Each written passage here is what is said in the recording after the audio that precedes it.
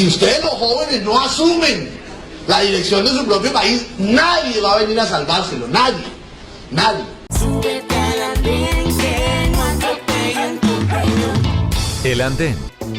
Bueno, les decía, está ya subido en el andén el doctor Humberto de la Calle. A ver, este juego de palabras que voy a intentar puede parecer un poco facilista, pero creo que es ideal para describir un poco lo que pasó. De la Calle hizo que pudieran salir a la calle. Es un poco clichésudo, un poco facilista, pero esa es la conclusión de la tutela que usted y otros firmaron con muy interesantes argumentos de igualdad, de libre desarrollo de la personalidad, de libertad de locomoción, con la que le ganaron ese pulso de alguna manera al gobierno para poder salir al aire libre el mismo tiempo que nosotros, los de 18 a 69 años.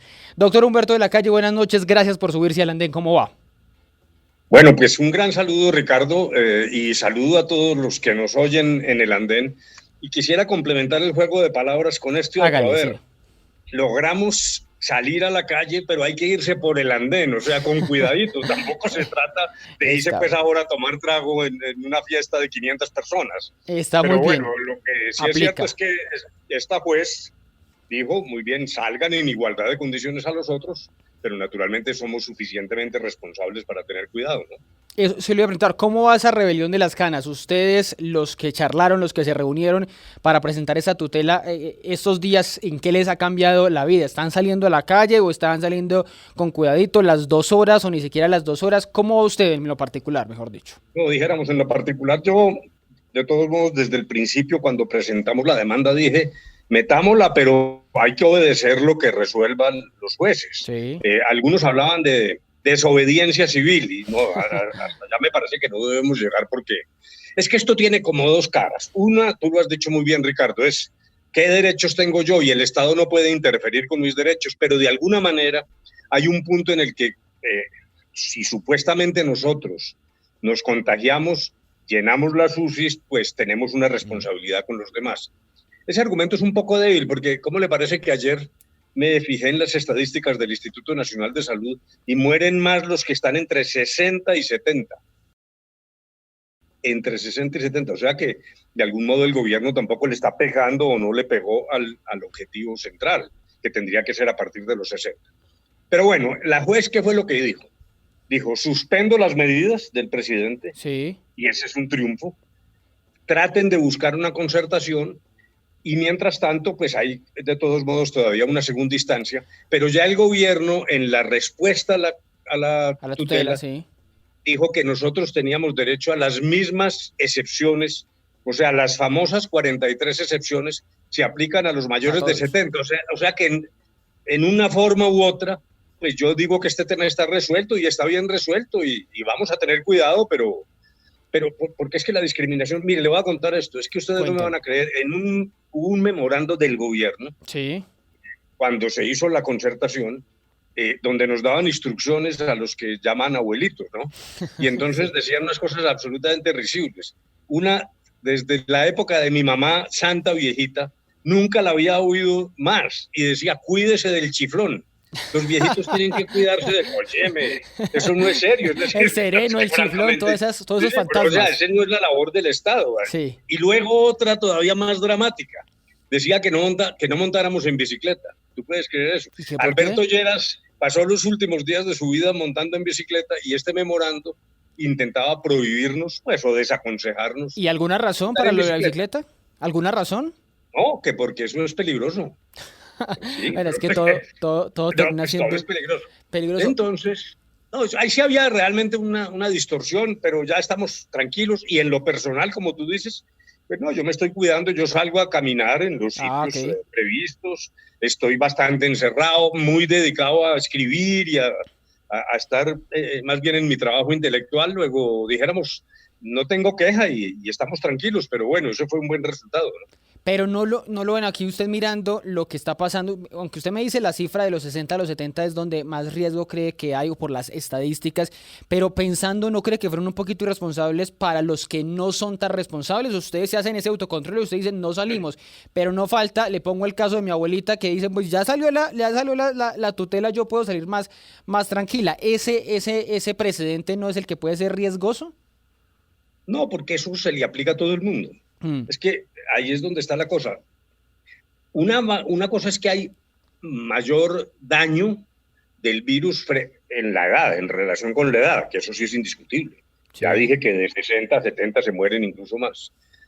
Ese es un punto, pero eso aplica a todos. De la misma manera que las comorbilidades, como las llaman ahora, la diabetes, la hipertensión, pues afecta a personas menores de 70. Entonces, nuestro propósito no era enviar el mensaje irresponsable, como te digo, salgamos pues a bailar ahora en las calles, pero manejémonos todos en función de nuestra responsabilidad. Claro, hay responsables mayores de 70, pero los hay también menores de 70, y menores de 70 con diabetes, y menores de 70 con hipertensión. Todas las comorbilidades, sí. Pero el punto más crítico me parece a mí que es el siguiente, porque claro, yo entiendo que esto es discutible y es complejo, yo tampoco voy a dogmatizar y uno también tiene que entender, pero la directora del Instituto Nacional de Salud, la doctora Ospina, dijo: quiero advertir que como se están acabando las UCIs, a los más viejos no les vamos a dar UCI, no les vamos a dar respirador. Eso es muy grave. Te voy a decir por qué. No puede ser que la edad sea el mecanismo o el criterio para sacar de atención médica determinadas personas. Eso lo prohíbe una convención interamericana sobre la vejez y la propia Academia de Medicina. La doctora Ospina dijo, es que como dice la Academia de Medicina. Lo dice la Academia de Medicina, lo citaron a ellos. La Academia de Medicina lo que dice es que hay que tener en cuenta muchos criterios y no solo la edad. Y hay una deliberación, debe haber una deliberación. Sí, claro, hay un mecanismo médico que lo llaman triaje, en el cual yo también entiendo la dificultad para los médicos de escoger a quién le pongo el respirador, pero no puede ser solo por la edad.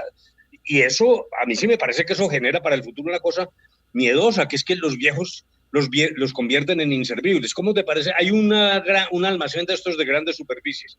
Prefiero no decir el nombre, pues, para no armar un rollo. Donde puso un aviso así de grande, dice, prohibida la entrada a los mayores de 70. No. Óyeme, sin preguntar si está excepcionado, si el pobre tipo lo que necesita es algo urgente. Entonces no puede ser que ya el viejo por viejo, pues, es inservible. En Roma había una roca. Eso es señalamiento directo. No, pero total, usted aquí no entra, y le dan instrucciones a los porteros, y entonces además la cosa es muy grave, porque a los judíos les ponían una estrella amarilla. Eso iba por el ejemplo nazi, pero no quería ser tan exagerado, pero sí. Sí, exacto. Entonces la cédula se nos vuelve la estrella amarilla a nosotros. Sí. Y luego, no, hay que tener mucho más cuidado.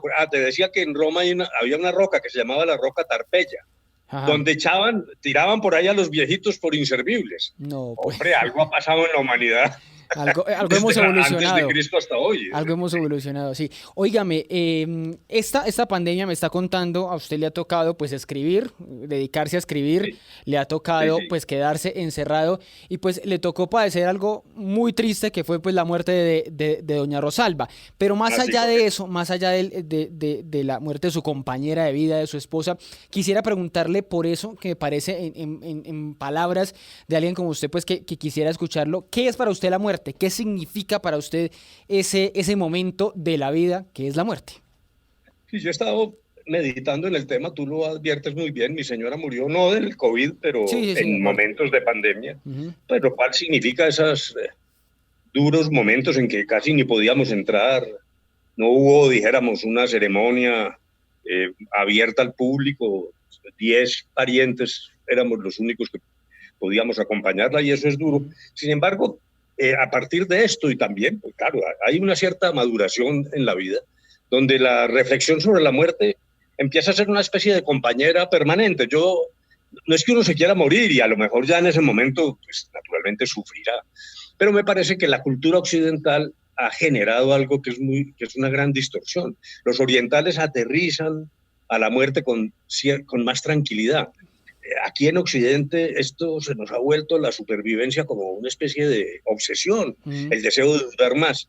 Entre otras cosas, durar más, pero ¿en qué condiciones? Porque eso de prolongar la vida demasiado también me parece que es un error. A veces los médicos se les va la mano manteniendo viva a una persona sin necesidad. Entonces, para concretarme, asumir esto como un tránsito. Antes de nacer, para mí no había nada. Después de morir no habrá nada. Y dijéramos que tiene que asumirse como un fenómeno natural.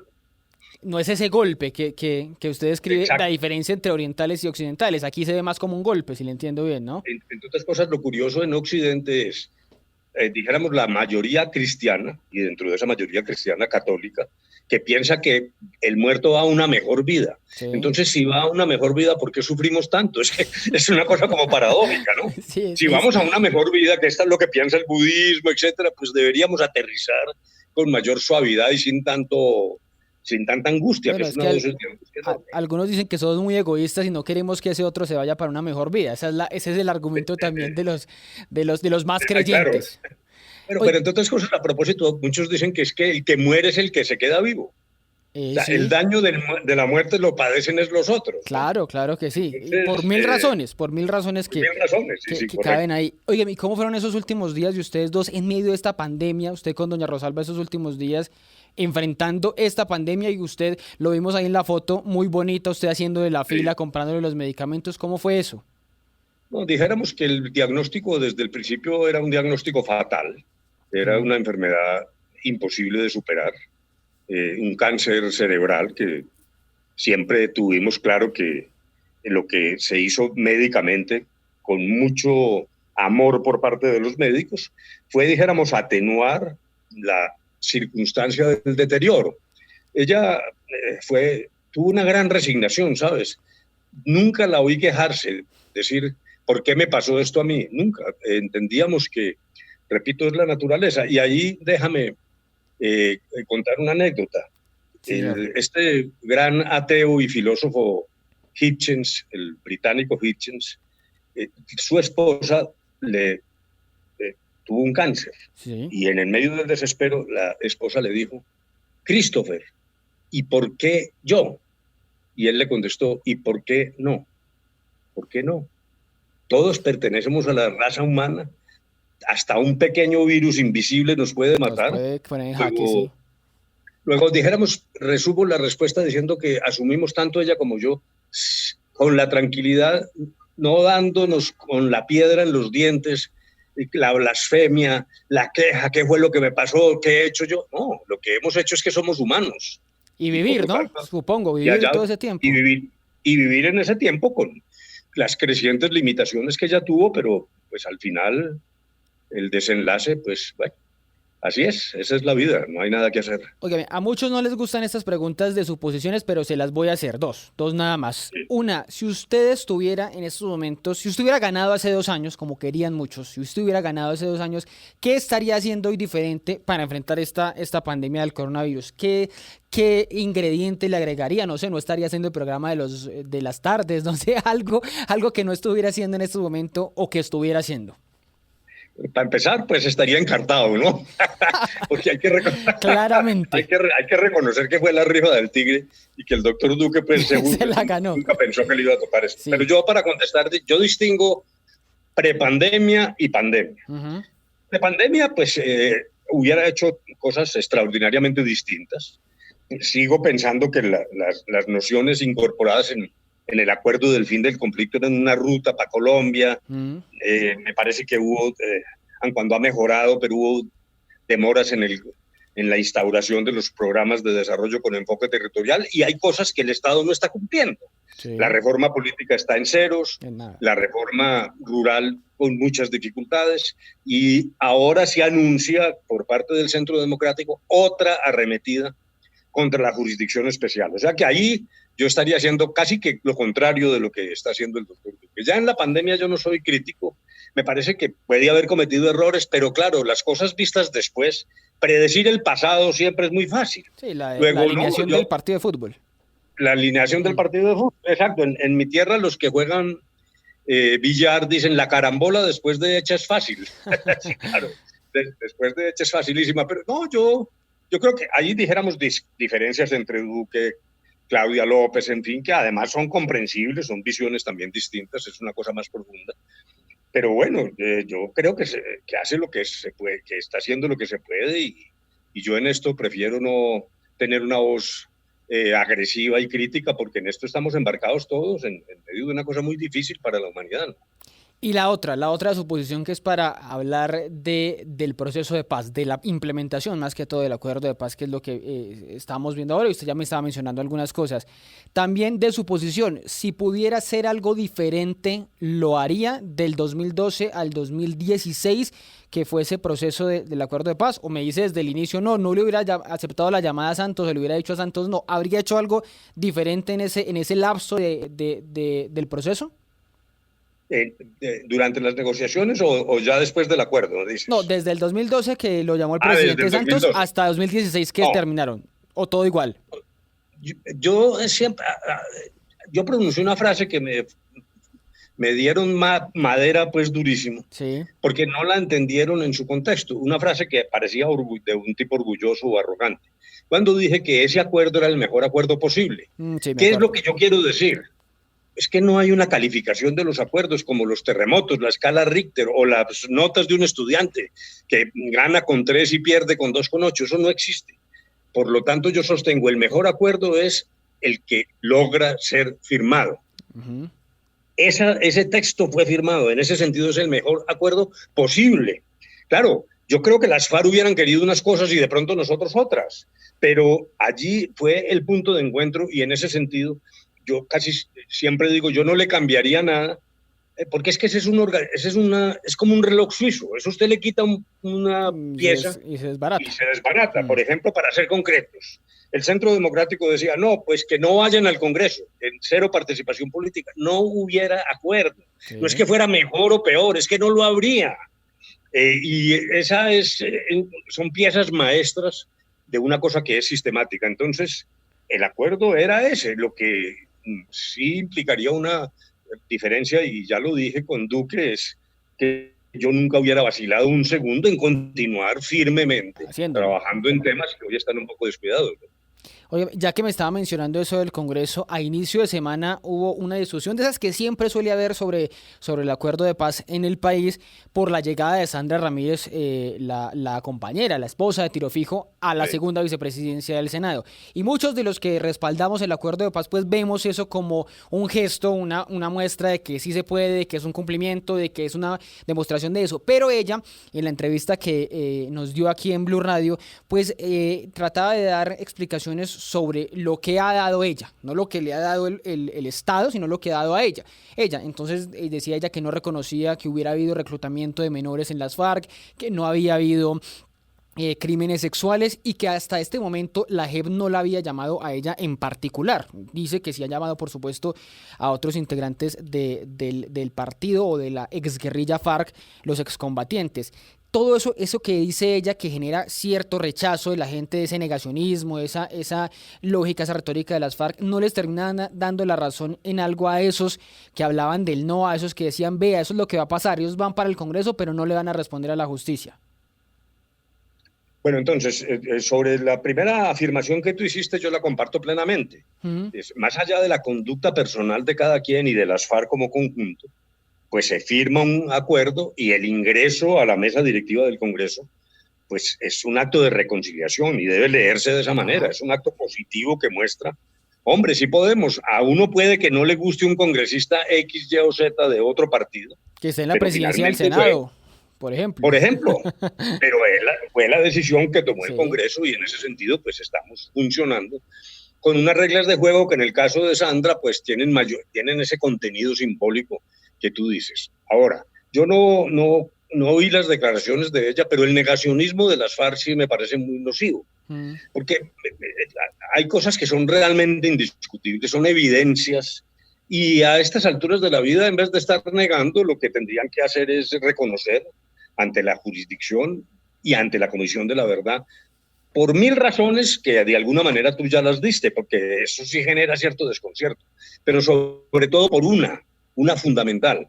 Si la actitud de las FARC es la del negacionismo, los demás responsables, militares que se desviaron y terceros financiadores, van a alegar lo mismo. Dicen, bueno, yo tampoco hice nada.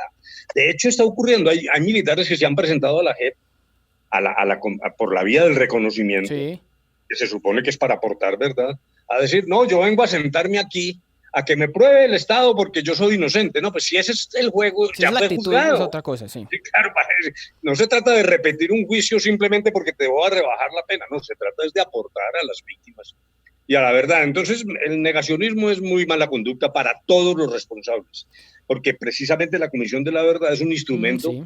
para facilitar la reconciliación. Pero ese discurso que había en medio de la campaña, en la del plebiscito, por ejemplo, de que ellos no van a estar en el Senado hasta que no paguen, hasta que no respondan a la justicia, esa lógica de tiempos se nos hizo al revés o nos devolvió, porque ellos están en el Congreso, pero aún no están respondiéndole a la justicia. Sí, entonces, esa es una pregunta muy importante que tú lo recuerdas muy bien, muy crítica en su momento. Lo que el acuerdo dice es que los derechos políticos, por el hecho de la rebelión, no se impide el ejercicio de esos derechos. Es una afirmación, dijéramos, hasta ese momento abstracta.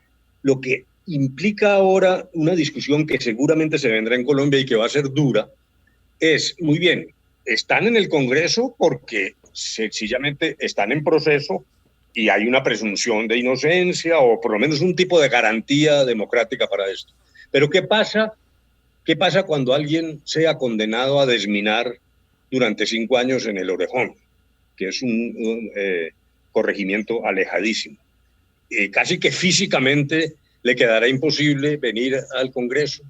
O habrá quien pida una especie de posibilidad de cumplir la pena menos los miércoles y jueves para venir a las sesiones del Congreso.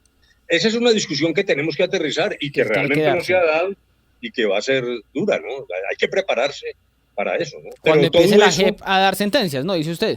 Exacto. Pero entonces conecto con lo que dijiste ahora, que me pareció muy interesante. Si el paisaje, el ambiente que se genera es de negacionismo, mucha gente va a decir, no, entonces a desminar en el Orejón y no vuelva por aquí. Claro. Dijéramos que, claro, lo que deberían hacer las FARC es, sí señor, nosotros reconocemos, brindamos verdad, reparación, y en un ambiente de mayor reconciliación, a lo mejor habrá colombianos que digan, bueno, pues entonces que asistan por lo menos a algunas sesiones o alguna fórmula de esa naturaleza. Que la opinión pública termina siendo muy importante en estos casos. Óigame, me voy despidiendo con un par de preguntas, doctor Humberto. Una que tiene que ver con lo joven que es nuestro enfoque en Blue, pero se lo voy a preguntar es con una frase que usted decía y repetía mucho en campaña, o por lo menos se me quedó mucho en campaña, y era que usted decía que era el candidato más viejo, pero con la mente más joven, y que Duque era el candidato más joven con la mente más vieja. Algo así, creo que era, si lo estoy parafraseando bien. ¿Usted todavía piensa lo mismo, por lo menos de Duque, que es el más que tiene la mente más vieja? Sí, en el siguiente sentido, el doctor Duque pues está haciendo claramente una política por la vía de la tradición de décadas, dijéramos tiene una política de economía naranja, etcétera, aparentemente innovadora, pero si ustedes leen el discurso, es una colección de acciones, algunos creerán en las cifras, otros no, pero dijéramos, obedece, dijéramos, a una tradición partidista, el Centro Democrático busca sus alianzas, produce la mesa directiva que produjo, y en cambio quiero reafirmarme en lo que dije respecto de mi candidatura. Yo sigo creyendo que en ese momento y ahora sigo siendo el más joven de todos los que en ese momento fuimos candidatos. Me parece que logramos hacer una presentación distinta, novedosa, con ideas que cambian muchas de las realidades. Pero bueno, ya las urnas fallaron, los colombianos no me creyeron, yo no fui capaz de convencerlos y también como lo decíamos ahora, pues es la ley de la democracia, luego eso lo tomo yo con toda tranquilidad y sin mayor problema. Bueno, pero vienen más jóvenes, o sea, hay más jóvenes inscribiendo cédula y hay una población, un electorado más joven. ¿Eso quiere decir que usted le apostaría a ese electorado en el 22 o chao, jubilado? Pues no, lo que pasa es que lo del 22 no, siempre me temía esa pregunta no falta. Pero es que es imposible de contestar. Te voy a decir por qué es imposible de contestar. Porque si uno dice, yo no voy a ser candidato, dicen, entonces sí va a ser. Sellado. Ahí están los políticos y tal.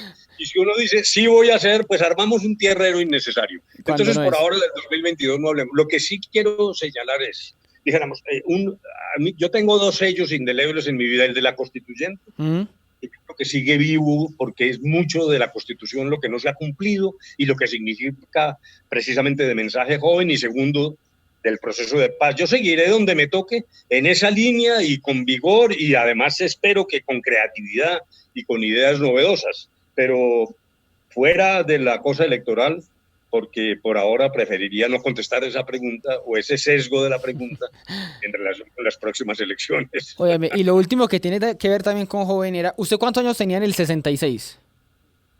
¿En el año 66? Sí, señor. ¿En 1966? Sí, señor. Pues habría que hacer la cuenta, pero yo nací en el 45.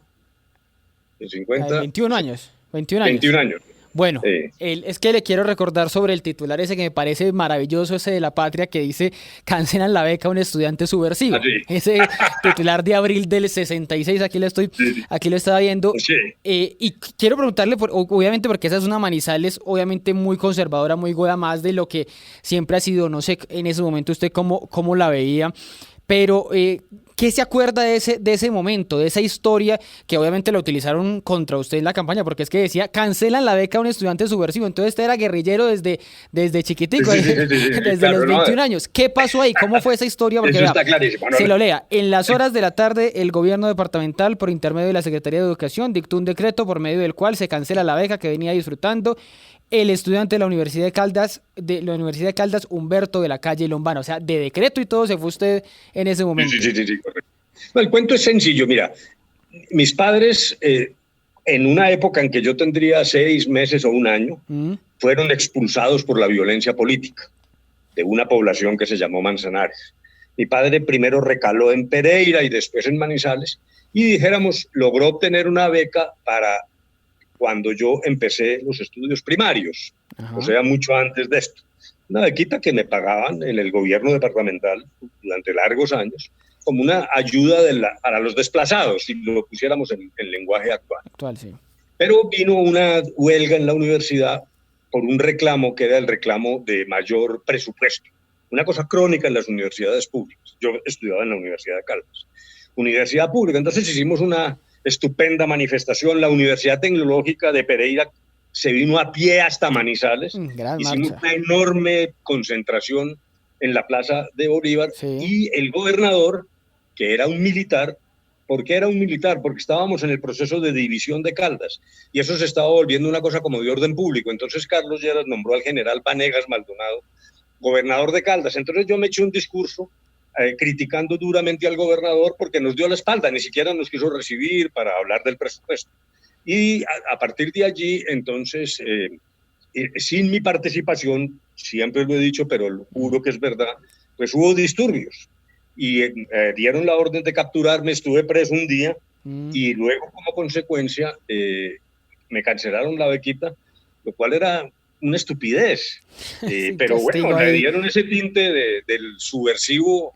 No, yo fui miembro siempre del Partido Liberal, opuesto al uso de la violencia. Cuando íbamos, óyame esta cosa, existía la llamada FUN, Federación Universitaria Nacional, eso ya estaba muy en manos de marxistas, presencia incluso de personas ¿armadas? Cercanas a la guerrilla. Ah, okay. Y nosotros, los liberales, éramos muy poquitos. El último congreso se desarrolló en una edificación que la llamaban Gorgona, en las residencias en la Nacional, y éramos unos 10.000 estudiantes y liberales seríamos 30. Luego, siempre nos mantuvimos en la idea de cero violencia y no era una visión revolucionaria, pero sí era progresista. Bueno, pero eso son cosas que pasan también. ¿Y usted no le dijo a la Patria, no le fue a reclamar a la Patria, oiga, yo no soy ningún estudiante subversivo? No, eso acontecimientos que pasan en la vida y que uno ya... Yo tengo ahora la ventaja de estar por encima del bien y del mal y ya no quiero guardar odios. La peor esclavitud es el odio. Esa es una buena frase. Un día Borges, el poeta, dijo, el antídoto contra el odio es el olvido.